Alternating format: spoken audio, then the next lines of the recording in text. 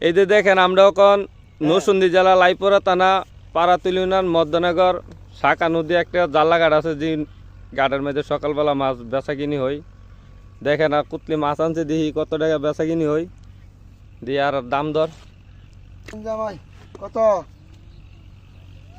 দিয়ে আর কত টাকা দাম দর চা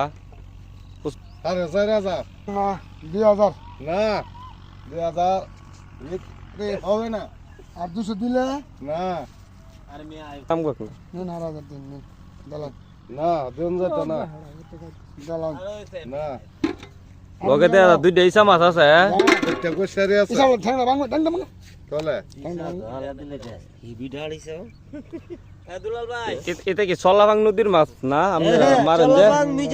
নদী আপনার এন্দা নদী দেখ মার তো এন্দা মিজা চর যায় বড় সাগর পরে কথা কন